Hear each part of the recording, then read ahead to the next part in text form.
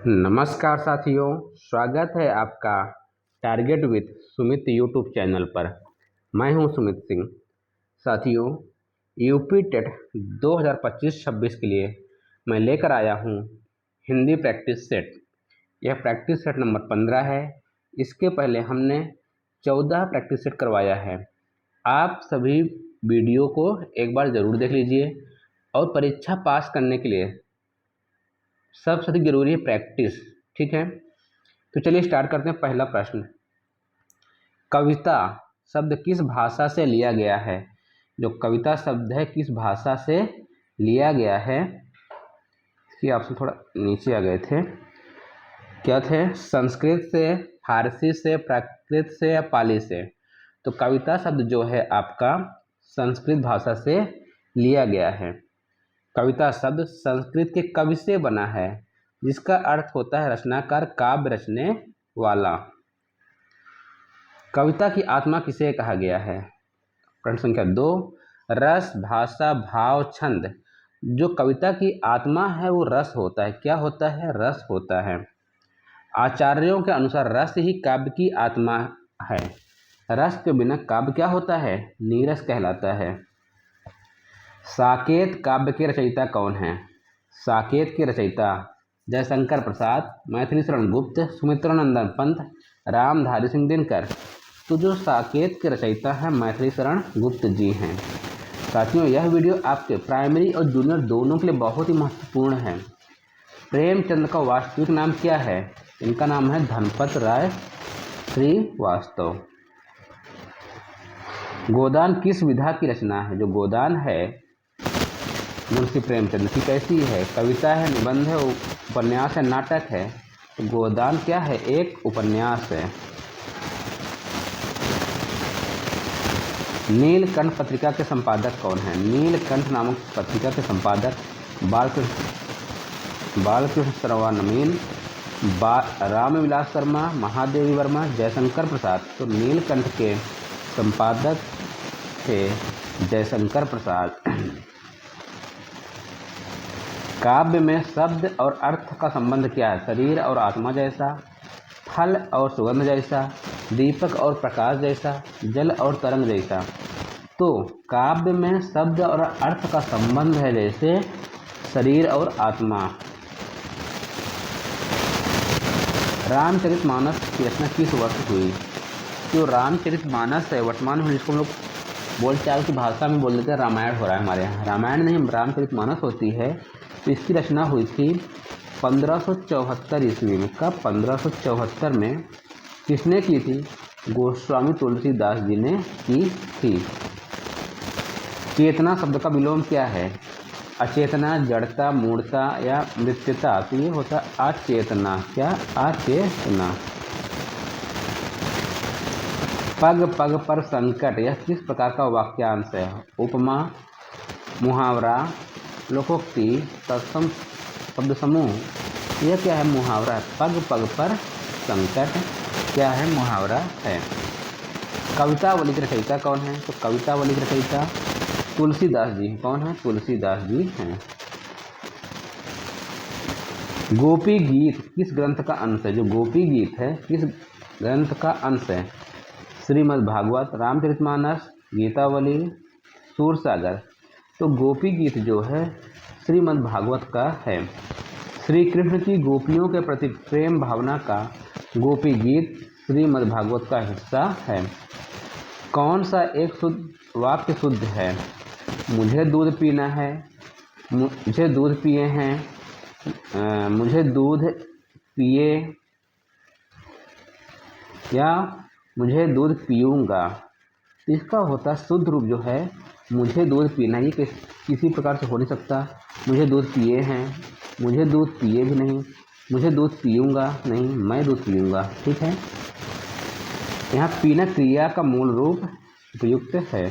संधि का शाब्दिक अर्थ क्या होता है? जो संधि होती है उसका शाब्दिक अर्थ क्या है? जोड़ना, तोड़ना, मिलाना या ए और सी दोनों? तो संधि का अर्थ होता है जोड़ना और मिलाना एक ही चीज़ है, इसलिए ए और सी दोनों सही होगा, डी नंबर। कवि शब्द का अर्थ क्या है? कवि का अर्थ होता है विद्वान, विज्ञानी, दूरदर्शी या लेखक। तो जो कवि होता है दूरदर्शी होता है, बहुत दूर तक। कहते हैं ना, जहाँ न पहुँचे रवि वहाँ पहुँचे कवि, बहुत दूर तक सोच लेता है। प्रश्न संख्या 16, काव्य में रस की प्रधानता किस युग की विशेषता है? भक्ति युग, रीत युग, आधुनिक युग, छायावाद युग। तो जो काव्य में रस की प्रधानता है वह रीत युग में है। कब है? रीत युग में। निबंध शब्द का अर्थ है, निबंध शब्द का अर्थ क्या है? गद्य रचना, लेख, बंधन रहित लेखन, किसी विषय पर स्वतंत्र विचार। तो निबंध होता है किसी विषय पर स्वतंत्र विचार होता है।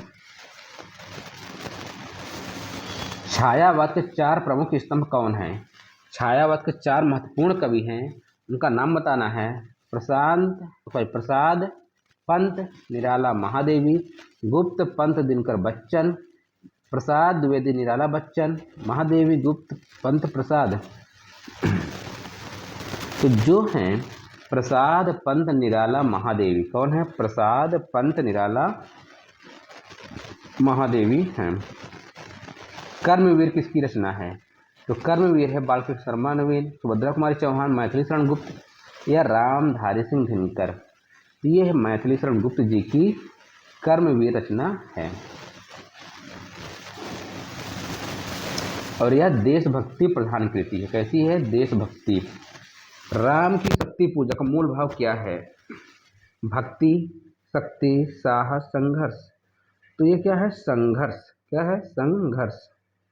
निराला की यह कविता किसकी है? राम की शक्ति पूजा निराला की यह कविता संघर्ष की भावना को प्रकट करती है।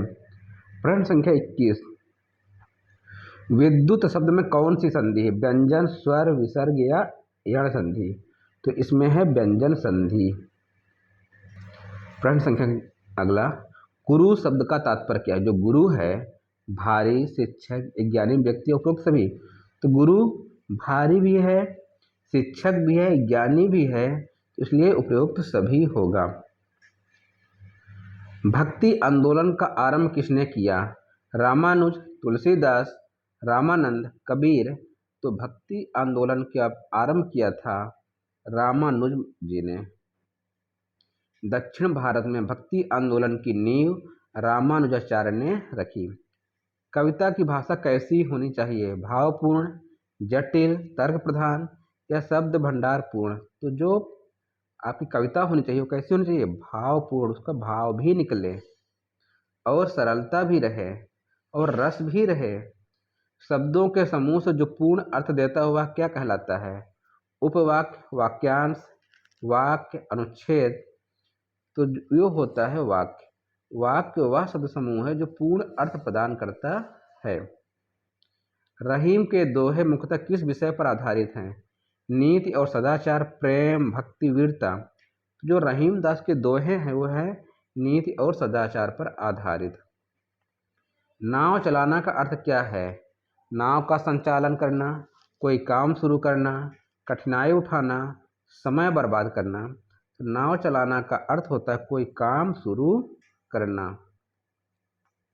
राष्ट्र कवि उपाधि किससे अलंकृत किया गया? निराला, दिनकर, गुप्त, बच्चन। ये राष्ट्र कवि जो हैं दिनकर जी हैं। कौन हैं? दिनकर जी। रामधारी सिंह दिनकर को उन्हें उनके देशभक्ति काव्य के लिए राष्ट्र कवि कहा गया। सरल का विलोम क्या होगा? जटिल। कठिन भी है, जटिल भी है, उलझा सभी होगा। इसीलिए आपको प्रश्न पढ़ना है, ठीक। ऑप्शन को सभी ऑप्शन पढ़ना है। देखिए मैंने टिक कर दिया ना, जटिल। मनुष्य का सौंदर्य उसके वस्त्र में, शरीर में, वाणी में, चेहरे में। तो जो मनुष्य का सौंदर्य है उसके वाणी में है। किसमें है? वाणी में है। वाणी से मनुष्य का वास्तविक श्रृंगार है। तो साथियों ये है आपके हिंदी के 30 क्वेश्चन। तो आपको वीडियो कैसी लगी जरूर बताइएगा। डेली प्रैक्टिस के लिए चैनल को सब्सक्राइब कर लीजिए, वीडियो को लाइक कीजिएगा जिससे हमें और मोटिवेशन मिल सके, मैं डेली वीडियो आपके लिए लेकर आ सकूं। वीडियो देखने के लिए धन्यवाद। जय हिंद, जय भारत।